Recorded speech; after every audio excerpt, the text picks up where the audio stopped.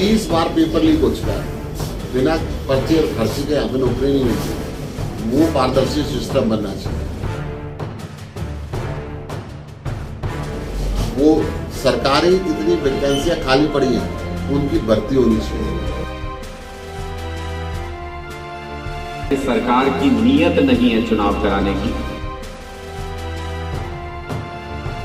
जहां मैं खड़ा होकर कहता हूँ कि आम आदमी पार्टी दोनों मुद्दों पे जनता के साथ है, आप लोगों के साथ।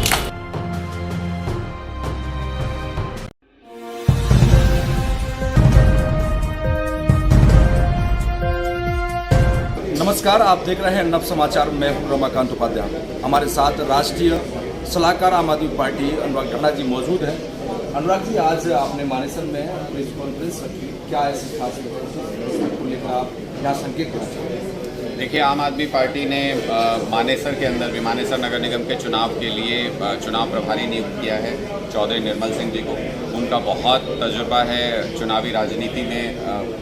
कई बार विधानसभा में उन्होंने रिप्रेजेंट किया है लोगों को। और मुझे लगता है कि मानेसर जैसे नगर निगम, जो नया नगर निगम बन रहा है, जहाँ पे सरकार तमाम तरह से लोगों को परेशान कर रही है, चाहे वो सोसाइटी के लोगों को अपनी समस्याओं को लेकर परेशान है, गांव वाले लोग अपनी समस्याओं को लेकर परेशान है, किसान ज़मीन के लिए परेशान है, अपना लगातार संघर्ष कर रहे हैं। बहुत सारे ऐसे मुद्दे हैं जिनको लेकर के लोगों में नाराज़गी है। लोग उन मुद्दों पे बात करना चाहते हैं। उनको एक आवाज़ देने के लिए यहाँ पे आम आदमी पार्टी अपना संगठन बहुत मजबूत बनाना चाहती है, जिसके लिए निर्मल सिंह जी को ये जिम्मेदारी दी गई है कि यहाँ से अच्छे अच्छे लोगों का चयन करें, उनको यहाँ वार्ड में और जो मेयर के लिए वो चुनाव लड़वाएं और यहाँ पर नगर निगम के अंदर आम आदमी पार्टी की सरकार स्थापित करें, ताकि लोगों को भ्रष्टाचार से और इन तमाम जो बाकी मुद्दे हैं उनसे मुक्ति मिल सके, एक अच्छा शासन मिल सके। आमूमन देखा जाए तो इस समय आम आदमी पार्टी का ऐसा बताया जाता है कि यहाँ पर कोई इतना वर्चस्व नहीं है।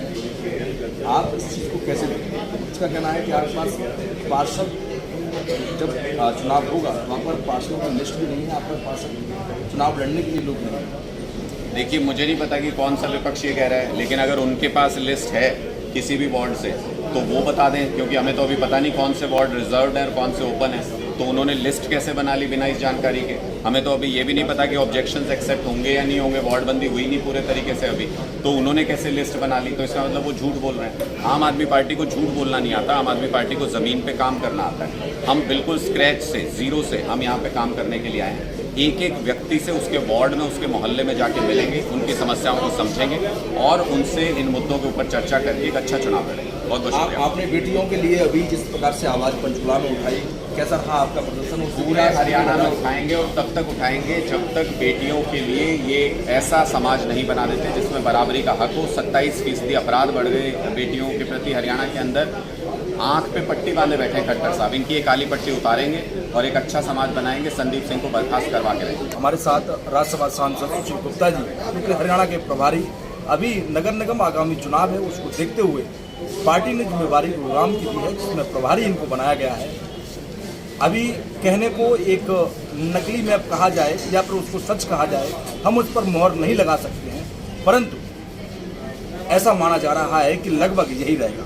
उसी को देखते हुए पार्टियां, भारतीय जनता पार्टी हो, कांग्रेस हो, इस बार कांग्रेस भी सिंबल पर चुनाव लड़ा रही है। आम आदमी पार्टी ने भी अपना टंका बजा रखा है गुरुग्राम के अंदर काफ़ी लंबे वक्त से।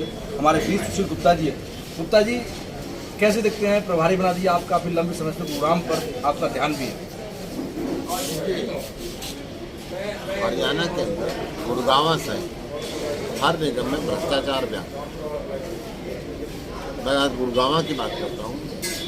गुड़गांव का पैसा गुड़गांव में नहीं लगता। जब बरसात आती है तो समुद्र बन जाता है। ट्रैफिक की व्यवस्था ही नहीं है। कूड़ा समय पे उठता नहीं है। सिर्फ और सिर्फ सरकार का और निगम का ध्यान रहता है कि कैसे गुड़गांव से लूटती है। गुड़गांव के अंदर सरकारी हॉस्पिटल के नाम पे व्यवस्था ही नहीं है। लूटपाट के लिए प्राइवेट तो बहुत है, परंतु सरकार की अगर मैं बात करूँ, ना अच्छे आईसीयू है यहाँ पे, ना अच्छे ओपी। मैं सरकार के स्कूलों की बात करूँ, उनकी हालत में बहुत। सरकार के कॉलेजों की बात करूँ, उनकी हालत में बहुत। इन व्यवस्थाओं को बदलने के लिए आम आदमी पार्टी ने तय किया कि पूरे हरियाणा की व्यवस्था बदलनी है, हर निगम की व्यवस्था को बदलनी है और नगर परिषद की व्यवस्था को बदलनी है। और हर तरीके के चुनाव में लड़ेंगे। अभी हमारे केंद्रीय बजट सामने आया, उसमें अगर देखा जाए गुड़गांव को इस बार बजट कम दिया गया है पिछले बजट सत्र के को देखते हुए। इस दफ़ा केंद्र सरकार के बजट की मैं बात करूँ, हरियाणा सरकार के बजट की भी बात करूँ तो उदासीनता दिखती है, गुड़गांव के प्रति उदासीनता है। अभी इसके अंदर सरकार की मंशा क्या है? गुड़गांव के अंदर पढ़ा लिखा व्यक्ति है, गुड़गांव का व्यक्ति आज पूरे विश्व के अंदर काम कर रहा है। गुड़गांव हरियाणा का सबसे यंग शहर है, सबसे यंग पॉपुलेशन है, हाईली एजुकेटेड है, अपेक्षाएं भी उसी हिसाब से होती है। नाम तो पूरा हरियाणा इसको स्मार्ट सिटी कहता है, परंतु गुड़गांव को स्मार्ट सिटी की लिस्ट में नहीं रखा गया। क्यों? ये सोचने की बात है। ऐसे अनेकों विषय हैं जिस पे गहन चर्चा की जरूरत है, सरकार का ध्यान आकर्षित करने की जरूरत है। गुड़गांव जिले में 1810 एकड़ भूमि काफी पहले नोटिफाइड करा, लूट के भाव में सरकार उस जमीन को लेना चाहिए। मुख्यमंत्री कहता है कि जमीन से मैं हरियाणा का कर्जा उतारना चाहता हूँ, किसानों की जमीन छीनना उचित है, ये सोचने की। नज़दीक सटा हुआ दिल्ली से आपने भारतीय जनता पार्टी के हाथ से वहाँ की नगर निगम की सीट को छीन लिया। हालांकि मेयर अभी तय नहीं हुआ आप लोगों का, परंतु अब क्या गुरुग्राम की बारी है? आम आदमी पार्टी कैसे और किन खास मुद्दों के साथ मजबूती के साथ भारतीय जनता पार्टी को अपना टक्कर बनाएगी, या फिर इस बार कांग्रेस भी आपके बीच में है? देखिए, दिल्ली नगर निगम हमने भाजपा का हरा दी। दिल्ली नगर निगम के अंदर भी मुख्य मुद्दा भ्रष्टाचार का, सफाई का, नालियों का, सड़कों का, पानी का, वही मुद्दे यहाँ से। गुड़गांव हो, फरीदाबाद हो, बालेसर हो, करनाल हो, या कुरुक्षेत्र की परिषद हो, या कालावाली में हो, या अम्बाला हो, आम आदमी पार्टी सभी चुनाव लड़ी, मजबूती से लड़ी और व्यवस्था बदलने के चुनाव लड़ी, भ्रष्टाचार को खत्म करने के लिए चुनाव लड़ी, पारदर्शी सिस्टम बनाने के लिए चुनाव लड़ी, जनता का पैसा जनता पे खर्चने के लिए चुनाव।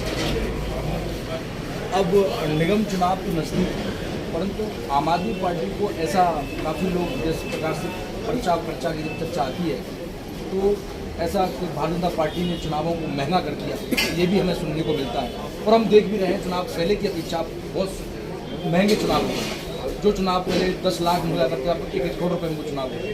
तो क्या इस बार आम आदमी पार्टी उन खर्चों के साथ में, पर्चा चर्चा के साथ में किस प्रकार से उतरने वाली है? देखिए, ये कांग्रेस हो या भारतीय जनता पार्टी, ये पैसे के दम पर चुनाव लड़ते हैं, जाति और धर्म के बल पर चुनाव लड़ते हैं, बहुबल के दम पर चुनाव लड़ते हैं। कई करोड़ रुपए कॉर्पोरेशन के चुनाव में खर्च।